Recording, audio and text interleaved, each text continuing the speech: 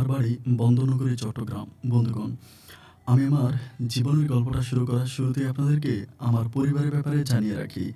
আমার পরিবারে আমি আছি, আমার বাবা আছে, মা আছে। এছাড়া আছে আমাদের একই পরিবারে আমার একটা খালাম্মা, যার নাম হচ্ছে মণি। উনি কিন্তু আমার আপন কোনো খালাম্মা না। আমার আম্মার দূর সম্পর্কের কেমন জানি বোন হয়। আমার কোনো ভাই-বোন নেই। যার জন্য বাবা, মা এবং আমার ওই খালা আমাকে প্রচুর পরিমাণ ভালোবাসে। আর আমার খালাম্মা শুধুমাত্র চাকরির সুবাদেই উনি চট্টগ্রামে থাকতো। উনার হাসব্যান্ড ঢাকাতেই থাকতো। মাঝে, মাঝে আমার ওই খালু আমাদের বাসায় আসতো এবং খালাম্মার সাথে থাকতো।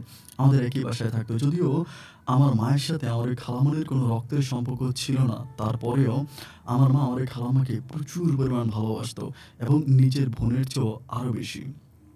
যাই হোক, এভাবে দিন আর রাতগুলো কাটতে, কাটতে একটা পর্যায়ে আমি আমাদেরই চট্টগ্রামেরই কোনো একটা স্কুলে যখন ক্লাস 9 এ পড়ি, তখনই আমাদের পরিবারটা একটু ভিন্ন রকম অনুভূতি দেখা দেয়। আমাদের পরিবারটা কিন্তু ১ম দিকে অনেক ভালো ছিল, অনেক বেশি ভালো ছিল। আমার বাবা-মা দুজনেই রিলেশন করে বিয়ে করেছে। মানে আমার আব্বা আর আম্মার সেম বয়স। তারা একেবারে সেম বয়সের। তারা একই সাথে হচ্ছে গ্র্যাজুয়েশন কমপ্লিট করেছে এবং কমপ্লিট হওয়ার পরেই তারা হচ্ছে বিবাহ বন্ধনে আবদ্ধ হয়েছে। আমি এও বলে রাখি যে আমার বাবা কি করে? আমার বাবা হচ্ছে মোটামুটি নামকরা একজন বিজনেসম্যান। আমার বাবার অনেক ব্যবসা-বাণিজ্য আছে চট্টগ্রামে। আর এছাড়া আমার মা হচ্ছে একটা আধা সরকারি কোম্পানিতে চাকরি করে। আমাদের পরিবারটা অনেক হ্যাপি একটা পরিবার। চট্টগ্রামের একেবারে উচ্চবিত্ত কোনো একটা পরিবার বললেই চলে। এছাড়াও আমরা আবার যেখানে থাকতাম, মানে যে বাসায় থাকতাম, ওই বাসাটাও কিন্তু ভাড়া বাসা ছিল না। এটাও আমার বাবার নিজস্ব বাসায় ছিল। যাই হোক, দিন আর রাতগুলো এভাবে কাটতে, কাটতে ক্লাস 9 এ পড়া অবস্থায় আমি পরিবারের মাঝে এক ভিন্ন রকম পরিবর্তন দেখতে পাই। পরিবর্তন হচ্ছে এরকম, আমার বাবা কেমন জানি একটু মনমরা টাইপের হয়ে যায়। মানে কার সাথে কথা বলে না, অলওয়েজ গম্ভীর থাকে এবং নিজের ভিতর কেমন জানি নিজেকে কষ্ট দিচ্ছে। আমার বাবা কিন্তু নামাজ পড়তো। ৫ ওয়াক্ত নামাজ পড়তো এবং যথেষ্ট ভালো মানুষ ছিল। এলাকার সমস্ত মানুষের সাথে আমার আব্বার সম্পর্কটা একেবারে সুসম্পর্কই ছিল। কিন্তু আমার বাবার মাঝে ছোটবেলা থেকে একটা সমস্যাও ছিল। যে সমস্যাটা আমি খুব ছোটবেলা থেকে দেখে আসছি। কিন্তু এই সমস্যার ব্যাপারটা আমাদের পরিবারের মানুষ ছাড়া বাইরের মানুষগুলো কেউই জানে না। যেমন আমার বাবা প্রচুর পরিমাণে ড্রিংকস করতো। দেখা যায় যে প্রতিদিনই বাবা ড্রিংকস করতো এবং ড্রিংকস করার সময় বাবা খুব কেয়ারফুলি, মানে ঘরের দরজা, জানালা সবকিছু লাগিয়ে একেবারে খুব সাবধানতার সঙ্গে বাবা ড্রিংকস করতো এবং ড্রিংকস করা হলেই বাবা হচ্ছে মানে এভাবেই চলতো। কিন্তু আমার বাবার মুখে মুখ ভর্তি দাড়িও ছিল। বাইরের লোকগুলা কোনোভাবেই বিশ্বাস করে না যদি আমরা বলি যে বাবা ড্রিংকস করে। এটাই বাবার সমস্যা ছিল এবং মানে এটা একদম মানে মাকে বিয়ে করার আগ থেকেই। তো এরপরে আমার মা চিন্তা করেছে আমার বাবা কিন্তু বড়লোকের ছেলেই ছিল। এজন্য মা চিন্তা করলো যে বড়লোকের ছেলেগুলোর মাঝে একটু টুকিটাকি সমস্যা থাকতেই পারে। যেহেতু তাদের টাকা-পয়সা অনেক বেশি, এজন্য করেছে।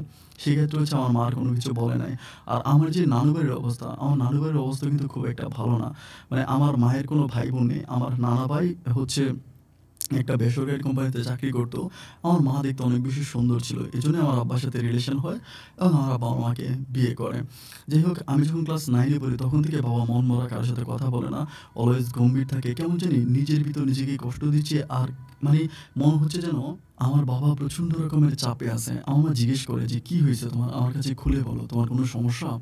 মানসিকভাবে কষ্টে আছো? কি হয়েছে বলো?" মা শত জিজ্ঞেস করার পরেও বাবা কোনো কিছু রিপ্লাই করে না। মাকে কিছুই বলে না। শুধু বলে যে, তুমি আমার জন্য একটু দোয়া করো। আমি যাতে আমার এই সমস্যাগুলো থেকে খুব দ্রুত বের হতে পারি।" মা তখন বলে যে, "তোমার সমস্যাটা কি? তুমি তো সেটা বলবা?" আমার বাবা তাও বলে না। আমার মা সেম ব্যাপারটা নিয়ে আমার খালাম্মার সাথে শেয়ার করে। মানে আমার যে মণি ছিল, মণি খালাম্মা, ওনার সাথে শেয়ার করে। তো মণি খালাম্মা শোনার পরেও মণি খালাম্মা সেম একইভাবে হচ্ছে বাবাকে জিজ্ঞেস করে যে, "দুলাভাই কি হইছে বলেন তো? আমরা তো একই পরিবারে থাকতেছি। আমি তো আপনারই মানে আপনার পরিবারের একজন মেম্বারের মতোই। আমার কাছে বলেন না কি হইছে? আপনি কেন সারাটাক্ষণ এরকম মন গোমড়া করে থাকেন? আপনার কি এমন সমস্যা বলেন?" আমার বাবা বরাবরের মতো একটা কথাই বলে যে, "আমি কাউকে কোনো কিছু বলতে পারবো না।" দিন আর রাতগুলো এভাবে পার হইতে, হইতে একটা পর্যায়ে আমার মণি খালামণির হাসব্যান্ড আমাদের বাসায় আসে। এবং আসার পরেই উনি ব্যাপারটা খুব সহজেই বুঝে যায় যে আমার বাবার ভীষণ মন খারাপ। উনি এই ব্যাপারটা নিয়ে আমার মায়ের সাথে আলাপ করে। আমার মা বলে যে, "আমরা এতভাবে ট্রাই করতেছি, এতভাবে চেষ্টা করতেছি কিন্তু কোনোভাবেই ওনার মুখ থেকে বের করতে পারতেছি না যে ওনার কষ্টটা কোথায়?" আমার ওই খালুও যখন জিজ্ঞেস করে, আমার বাবাও তখন সেম নীরব ভূমিকাই পালন করে। এভাবে দিনগুলো কাটতে, কাটতে একটা পর্যায়ে আমি এসএসসি পরীক্ষা দেই এবং এসএসসি পরীক্ষাতেও আমি অনেক ভালো রেজাল্ট করি। আর এসএসসি পাস করার পরে একটা ছেলের মাঝে অনেক পরিবর্তন আসে। পরিবর্তন আসার পরে আমি তখন আমাদেরই এলাকার কোনো একটা কলেজে ভর্তি হই। আমার ভিতরে কোনো প্রেম ভালোবাসা ছিল না, কোনো ভালো লাগা ছিল না। সারাক্ষণ শুধু আমি বাবাকে নিয়েই চিন্তা করতাম। কারণ ২ টা বৎসর ধরে বাবার এরকম তিলে, তিলে মরে যাওয়া কোনোভাবেই মেনে নিতে পারতেছিলাম না। বাবা যেখানে ব্যবসা-বাণিজ্য করতো আমরা সেখানে যাইতাম। আব্বার ঘনিষ্ঠ মানুষদের সাথে বসে কথা বলতাম যে, "আব্বার কোনো প্রবলেম আছে কিনা? আব্বা কেন এরকম করতেছে?" মানে অনেকের সাথে আলাপ করি কিন্তু কেউ কোনো ব্যাপারে কোনো কিছুই বলতে পারে না। আমার মা অনেক কবিরাজের কাছেও যায়। আমার মনে আছে বান্দরবনে পর্যন্ত আমার মা একজন বৌদ্ধ কবিরাজের কাছে যায়। সেই কবিরাজকেও প্রায় ৩০-৩৫ হাজার টাকার মতো দিয়ে আসে শুধুমাত্র জানার জন্য যে আব্বা কেন এরকমটা করে। কিন্তু ওই কবিরাজও সঠিক কোনো সদুত্তর আমার মাকে দিতে পারে নাই। শুধু বলেছে যে, "আপনি উনার সাথে, সাথে থাকেন এবং উনাকে একটু বেশি টেক কেয়ার করেন, ভালোবাসা দেন অতটুকুই। অন্য কোনো সমস্যা মানে প্যারানরমাল বা অন্য কোনো সমস্যা আমার বাবার মাঝে পাওয়া যায় না।" এভাবে সময়গুলো কাটতে, কাটতে একটা পর্যায়ে বাবা ড্রিংকস করার পরিমাণটা বাড়ায় দেয়। মানে এত পরিমাণে বাড়ায় দেয় যেটা বলার মতো না। মানে তখন আর বাবা নামাজও পড়তো না এবং দাড়িগুলো একদম ছোট, ছোট করে ফেলছে। লুকিংটা প্রায় একেবারে শয়তানের মতো হয়ে গেছে। আমি তখন আমার বাবাকে রাস্তায় বাবা পরিচয় দিতেও আমার লজ্জা লাগতো। আমি আগে বাবার সাথে বাইরে ঘুরতে যাইতাম, হাঁটতে যাইতাম। এবং বাবার মানে খুব কম বয়সে যেহেতু আমাকে বিয়ে করছে, সেক্ষেত্রে বাবা আর আমি একসাথে হাঁটলে সবাই বলতো যে, বাবা যেন আমার ভাইয়ের মতো, মানে বড় ভাই এরকমটা মনে করতো। আর আমি কিন্তু দেখতে অনেকটা মানে অনেক স্বাস্থ্যবান হয়ে গেছিলাম, অনেক লম্বা হয়ে গেছিলাম এবং বাবাকে অনুসরণ করে আমি নিজেও মুখ ভর্তি দাড়ি রেখেছিলাম। কিন্তু আমি যখন দাঁড়িয়ে রাখলাম তখনই আমার বাবা দাড়ি কেটে ফেললো। তো এরকম করে চলতে, চলতে বাবা তখন নামাজ পড়ে না, ঘরের মধ্যে ড্রিংকস করে বসে থাকে। ব্যবসা-বাণিজ্যগুলো প্রায় আস্তে, আস্তে সবকিছু বন্ধ হয়ে যাওয়ার পথে।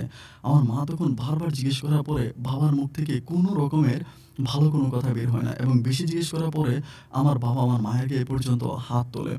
বেশ কয়েকদিন আমার মা বাবার সাথে রাগ করে আমার নানুর বাড়িতে গিয়ে পর্যন্ত থাকে। কিন্তু তারপরেও কোনো পরিবর্তন হয় না। দিন শেষে আমার মা আবারও ফিরে আসে, আবারও বাবার সেই নির্যাতনগুলোই সহ্য করে। সময়গুলো কাটতে, কাটতে আমাদের হচ্ছে কক্সবাজারের ওইদিকে একটা জমি ছিল। ওখানে লবণের চাষ করা হইতো আরকি। মানে লবণ চাষ করা হইতো ওই জায়গাটাতে। তো লবণের যখন চাষ করা হইতো আমার বাবা করলো কি মানে ওইটা কিন্তু ভাড়া দিয়েছিল এবং অনেক টাকা ভাড়াও পাইতো। আমার বাবা সেই মুহূর্তে ওই লবণের যেখানে চাষ করতো ওই জমিটা বাবা বিক্রি করে দেয় এবং বিক্রি করে দেওয়ার পরে এটা কিন্তু আমরা জানি না। বিক্রি করার কিছুদিন পরে আব্বার এক ঘনিষ্ঠ বন্ধু বলতেছিল যে আব্বা নাকি বাড়ি কেনার জন্য জায়গা খুঁজতেছে। এটা বলার পরে মা বলল, "কেন? আমাদের তো অলরেডি একটা বাড়ি আছে। তাহলে আরেকটা বাড়ি কেন লাগবে? আরেকটা বাড়িতে উনি কি করবেন?" আমার বাবাকে তখন আমার মা ডাইরেক্টলি জিজ্ঞেস করে না, আমার খালামণিকে দিয়ে জিজ্ঞেস করে। আমার খালামণি তখন বলে যে, "দুলাভাই কি নতুন বিয়ে-শাদী করছেন নাকি? আপনি নতুন করে বলে বাড়ি কিনতেছেন, বাড়ি কিনে কি করবেন?" আমার বাবা তখন আমার খালামণিকে বলতেছিল যে, "আমি এই পরিবারে থাকবো না, আমি সেপারেট হয়ে যাবো। পরিবারের সাথে আমি থাকবো না, এই পরিবারের সাথে আমি কোনো সম্পর্ক রাখবো না।" তখনই আমার মা হাউমাউ করে চিৎকার করে উঠে এবং চিৎকার করে উঠে আমার বাবার হাতে পায়ে ধরে কান্নাকাটি করতে থাকে। আমার বাবাকে বলে যে, "আমার বৃদ্ধ বাবা-মাকে ছেড়ে আমি তোমার হাতটা ধরে সেদিন পালিয়ে এসেছিলাম। তোমাকে বিয়ে করেছি। তুমি দেখতে" আমার বাবা কিন্তু দেখতে অতটা স্মার্ট ছিল না। মানে একটু অন্যরকম ছিল আরকি। একটু কালো ছিল। মানে কালো বলতে পুরোই কালো ছিল। আমার মা বলে যে সবাই বলত যে আমি নাকি উগান্ডার জামাইকে বিয়ে করছি। আমি সবার কাছে বললাম যে, "হ্যাঁ, আমার জামাইটা উগান্ডারই। আমি এমন একটা মানুষকে বিয়ে করলাম। আমি তোমাকে সবকিছুর বিরুদ্ধে গিয়ে বিয়ে করলাম এবং তোমাকে নিয়ে একটা সুখের সংসার বাঁধলাম।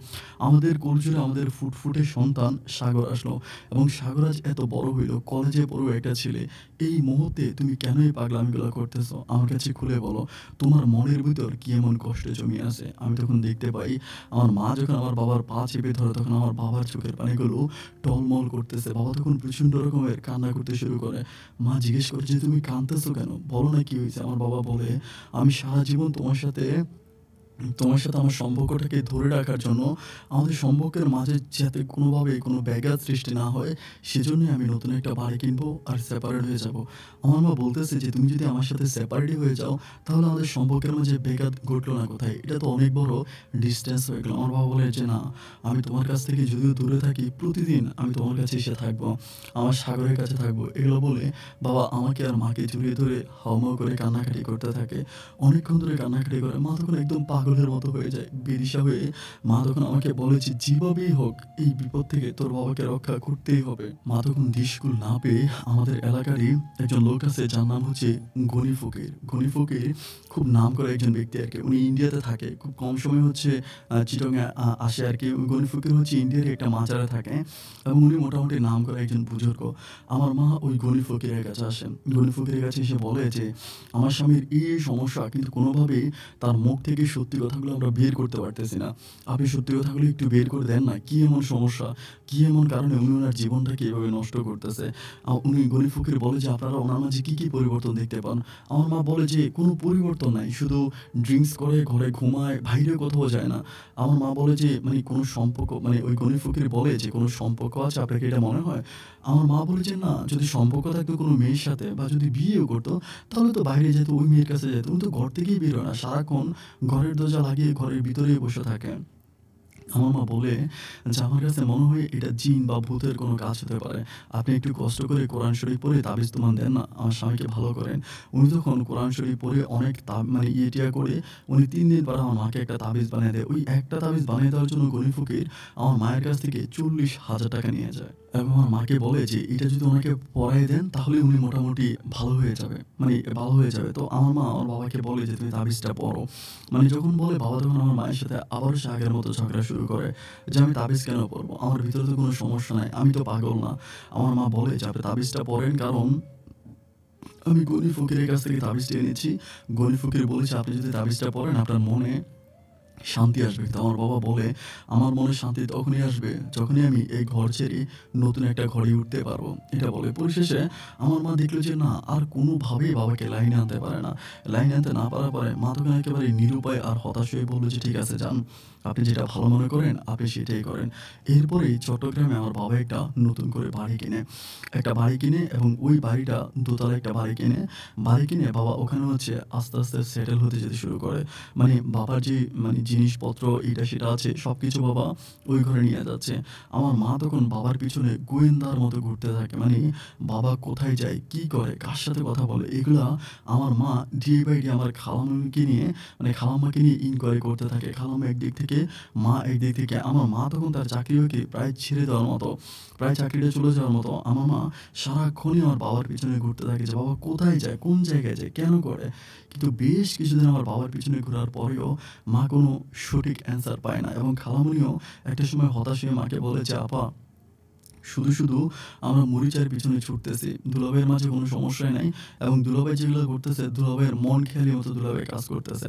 আমার মা মনে করছে নতুন বাড়ি বানিয়ে হয়তো আমার বাবা বিয়ে করবে। কিন্তু নতুন বাড়ি বানিয়ে আমার বাবা কোনো বিয়ে করে না। প্রায় ১ বৎসরের মতো কেটে যায়। আমার বাবা ওই বাড়িতেই থাকে। কোনো বিয়ে-শাদী করে না, একাই থাকে। নিজে রান্না-বান্না করে, নিজে খায় এবং নিজের মতো করে খুব একাকিত্বভাবে নিজের জীবনটাকে বাবা গুছিয়ে নিয়েছে। আমার মা তখন মনে করে যে এটা হয়তো উনার ব্রেইনে কোনো সমস্যা, লাইক ক্রেজি বা পাগল এই টাইপের কিছু মনে করে। আমার মা তখন বড় যারা হচ্ছে মনোবিজ্ঞানী বা এরকম লেভেলে যারা কাজ করে তাদের কাছে পর্যন্ত আমার বাবাকে নিয়ে যাওয়ার জন্য ট্রাই করে। সবশেষ একটাই সমাধা, আমার বাবা আমার মাকে বলে যে, "তুমি একটা কাজ করো, তুমি তোমার সন্তানকে নিয়ে আমার আমার এখান থেকে চলে যাও।" এটা বলে। তো মা তখন বলতেছিল যে, "এটা তুমি কেমন কথা বলতেছ?" বাবা বলে যে, "তোমরা যে বাড়িতে আছো ওই বাড়িটা আমি বিক্রি করে দিব।" আমার মা তখন বলছে, "কি বলতেছো? তোমার ছেলের জন্ম হয়েছে যে বাড়িতে আমরা এত বড় হয়েছি তুমি এ বাড়ি বিক্রি করে দিবা?" এখানে আরেকটা ব্যাপার আছে। আমার দাদা-দাদিও কিন্তু ছিল। দাদা-দাদি থাকলেও আমার বাবার সাথে সম্পর্ক ভালো ছিল না। আমার বাবার আরো ৪ টা ভাই ছিল। ওইগুলোর সাথে আমার দাদা-দাদি থাকতো এবং ছোটবেলা থেকেই বাবার কি এমন সমস্যা আমি জানি না। বাবা কখনো দাদা-দাদির কাছে যাইত না এবং আমার মাকেও মাথা চুইয়ে শপথ করাইছি যে কখনো যাতে আমার দাদা-দাদির কাছে না যায়। কিন্তু আমার মা সেদিন যখন আমার বাবা আমরা যে ঘরে থাকি আমাদের এই ঘরটাই বিক্রি করে দিবে, ওই মুহূর্তে আমার মা আর নিতে পারল না। আমার মা নিতে না পেরে আমার মা ওই বাবার ওই কসমের কথা ভুলে গিয়ে আমার দাদা-দাদির কাছে গেল। তাদের বাসায় গেল এবং তাদের বাসায় যাওয়ার পরে তাদেরকে সমস্ত ঘটনাগুলো খুলে বলল যে, "এই ঘটনা উনি এরকম করতেছে।" তো আমার দাদিমণি আমার মনে আছে আমার মাকে বলতেছিল যে, "ও ছোটবেলা থেকেই এরকমই। ওর মাঝে ২ টা রূপ। একটা রূপ বাইরে থেকে দেখা যায় আর আরেকটা রূপ হচ্ছে ভিতরের। আর ভিতরের যে রূপটা, ওই রূপটা খুবই ভয়ংকর একটা রূপ। ওর ওই ভয়ংকর রূপের কারণেই ও আমাদের এই পরিবার থেকে আলাদা। আমরা সবাই একই সাথে থাকতেছি। ও কেন আমাদের কাছ থেকে বাইরে থাকতেছে? তাহলে বুঝতেই পারো যে ওর মাঝে সমস্যা আছে। সুতরাং ওর ব্যাপার নিয়ে তুমি আর কখনো কোনো কিছু বলতে আমাদের বাসায় আইসো না।" মা তখন নিরুপায়ের মতো চোখের পানিগুলো ফেলতে আমার হচ্ছে দাদাদের ঘর থেকে ফিরে চলে আসে। এসে আমার মা তখন প্রচণ্ড রকমের কান্নাকাটি করে, মন খারাপ করে এবং আমার মা তখন আমার বাবার সাথে আর না পেরে চট্টগ্রামেই একটা বাসা ভাড়া করে। বাসা ভাড়া করে আমার মা তখন আমাকে নিয়ে ওখানে চলে যায়।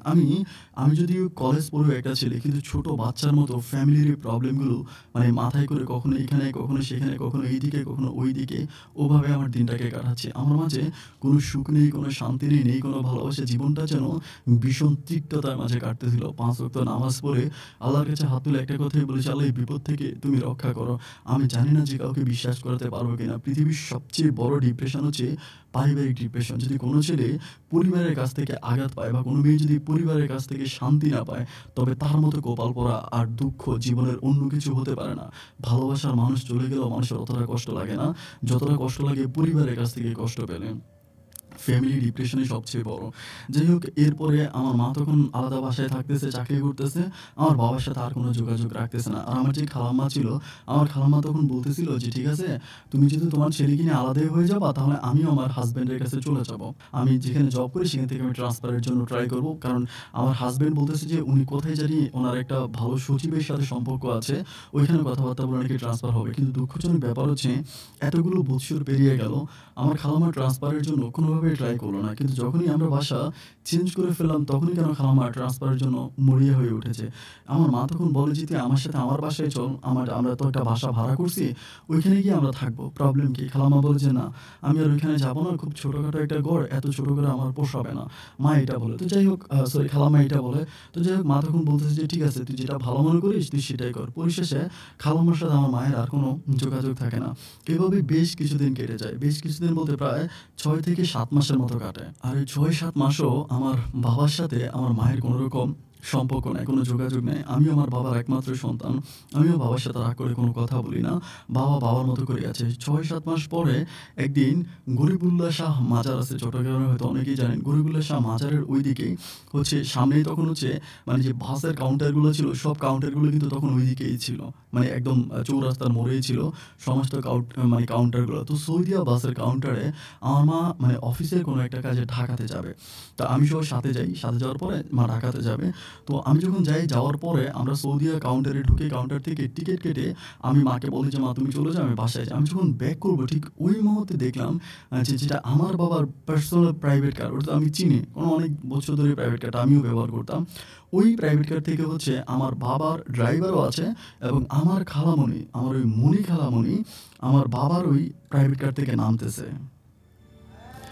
এবং ভিতরে খুব খেয়াল করে দেখলাম যে ভিতরে কেউ নেই, শুধুমাত্র ড্রাইভার। খালামণি নামার পরে খালামণি হচ্ছে মানে ওই যে গ্রিন লাইনে যে ছিল, গ্রিন লাইনের কাউন্টারের দিকে খালামণি যাচ্ছে। আমি তখন কিছুই বুঝতে পারতেছি না। আমি ঠিক ওই মুহূর্তেই ওখান থেকে ব্যাক করে পুনরায় আবারও মায়ের কাছে যাই। মায়ের কাছে গিয়ে বলি যে, "মা, আমি একটা অন্যরকম জিনিস দেখলাম।" মা বলে, "কি?"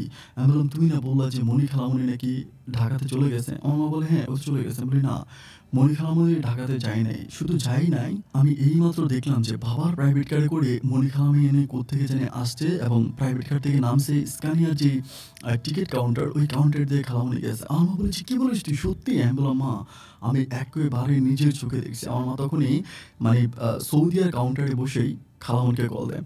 স্ক্যানিয়ার মানে খালামণি কিন্তু গ্রিন লাইনের কাউন্টারে পাশাপাশি ছিল। তো কল দেওয়ার পরে আমার খালামণি কল রিসিভ করে। আর মা তখন বলছে, "কিরে মনি, কেমন আছিস?" খালামণি বলে, "হ্যাঁ, ভালো আছি।" মা লাউড স্পিকার দিয়ে রাখছে। তো বলে যে, "তুই কোথায় রে?" পরে বলে, "আমি তো চট্টগ্রামে, ঢাকাতে।" পরে মা বলে, "ঢাকাতে কোথায়?" উনি বলে যে, "ঢাকা ধানমন্ডিতে।" তো বলে, "কি করতেছিস?" বলে, "আমার হাসব্যান্ডের অফিসের দিকে আসছি।" মানে পরে আমার মা লাইনটা কেটে দেয়। আমি বলি যে, "আমার মা আমাকে বিশ্বাস করে।" আমার মনে হয় আমার মা বলে যে, "হয়তো তুই তোর অন্য কাউকে দেখছিস, তোর খালামণি না।"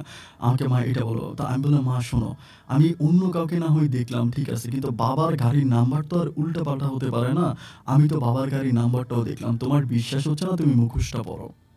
মুখোশটা পরো অ্যান্ড মুখোশটা পরে তুমি স্ক্যানিয়ার কাউন্টার থেকে তুমি ঘুরে আসো। আমি এখানেই বসলাম।" আমার মা তখন বোরকার মুখোশটা পরে, পরার পরে স্ক্যানিয়া কাউন্টারে ঢুকে স্ক্যানিয়া কাউন্টার থেকে বের হয়ে মা সৌদিয়া কাউন্টারে আসার পরে মা তখন সিটে বসে অঝরে চোখের পানিগুলো ঝরাচ্ছিল। আমি দেখতে পাচ্ছিলাম যে মায়ের চোখের পানিগুলো এক ফোঁটা, ফোঁটা করে মায়ের কোলের মধ্যে পড়তেছে। আমি তখন বললাম যে, "মা, কি ব্যাপার? কাঁদতেছো কেন?" আমার মা বলে যে, "তোর চোখ মিথ্যে না। তুই যেটা দেখেছিস সেটা একেবারেই সত্য। এবং ওই মেয়েটাই তোর খালামণি, মণি খালামণি।" আমি বলি, "দেখছো?